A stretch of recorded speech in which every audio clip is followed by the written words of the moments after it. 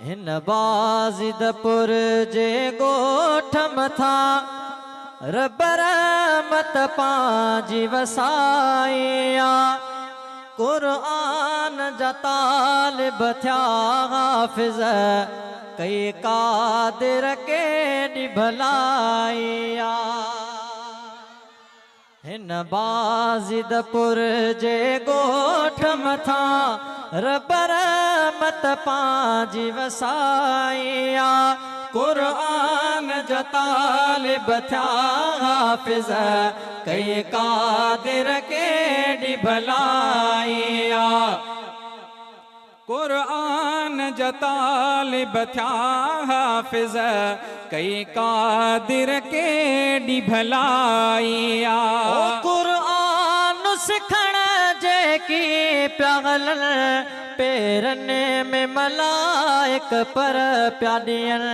पेरनि में मलाइक पर पिया ॾियनि। क़ुरआन सिखण जेकी पिया हलनि पेरनि में मलाइक पर पिया रखनि। तिन इल्म जे प्यारनि प्यासनि खे तिन इल्म जे प्यारनि प्यासनि खे पग प्यारी मथनि ते सजाया। क़ुरआन जा तालिब थिया हाफ़िज़ कई क़ादिर केॾी भलाया। क़ुरआन जा तालिब थिया हाफ़िज़ कई क़ादिर केॾी भलाया।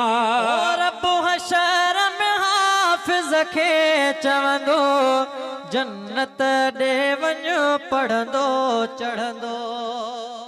रब हशर में हाफ़िज़ खे चवंदो जन्नत ॾे वञो पढ़ंदो चढ़ंदो।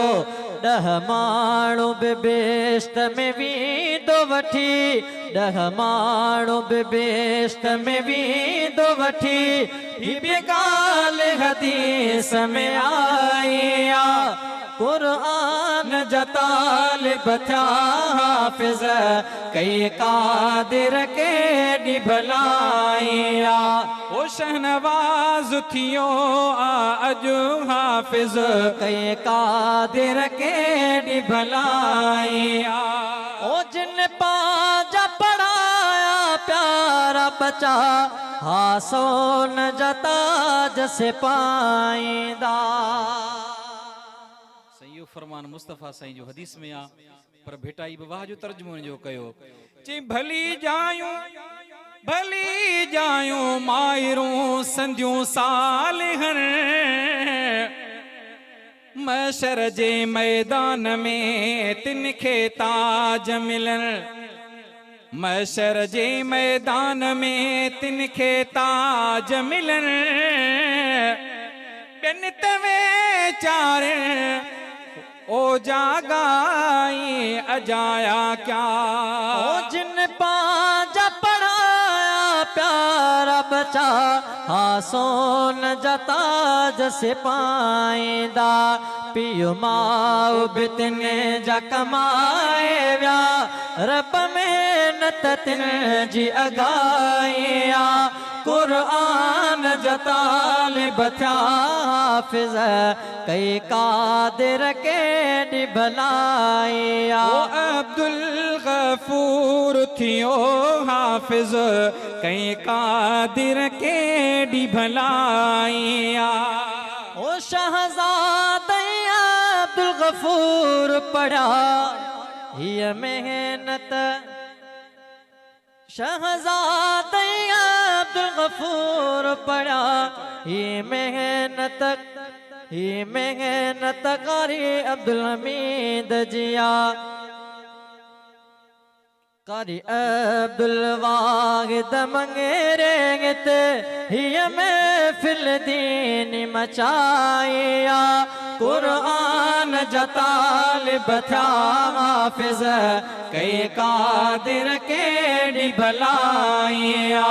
क़ुरआन जा तालिब थिया हाफ़िज़ कई क़ादिर केॾी भलाया।